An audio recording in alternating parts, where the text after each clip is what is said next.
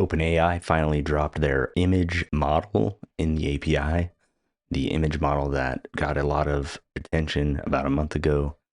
And I was personally wondering when it would finally drop. So here it is, GPT-image-1 via the API. And pricing wise, looks like about 2 to 19 cents per image, depending on size and quality. They've got the playground as well, and they've got the image generation guide here that we'll take a look at both of those. I did want to mention as well, you have to verify your organization before you can use it. So it requires an ID verification. Playground, they've got the image playground now. You can see a few different prompt templates here. You can change the size and quality. You can set how many images you want to create.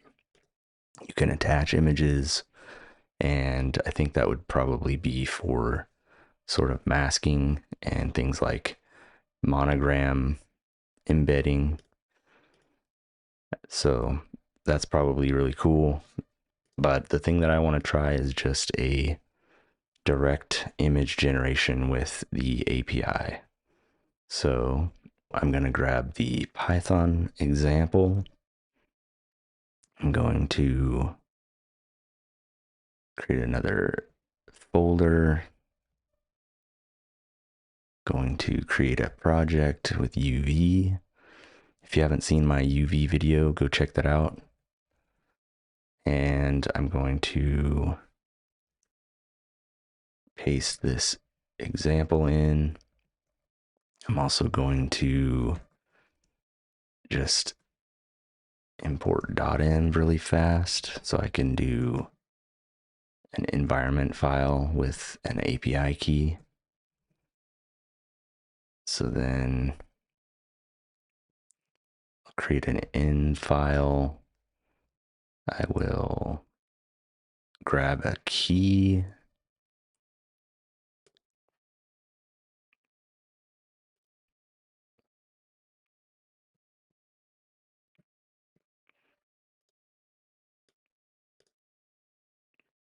Grab a key. Paste that in.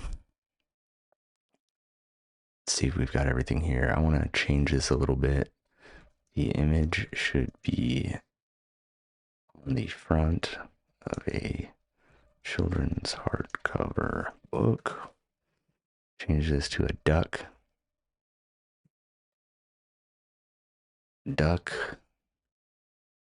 And let's just see what we got. So we need to do UV add OpenAI, UV add .env. And I think that should be it. UV run. Nope, no key yet. Let's see what we did. Oh, right, we need to .env load.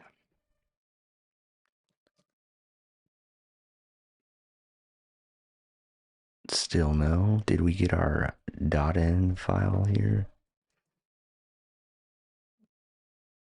OpenAI API key.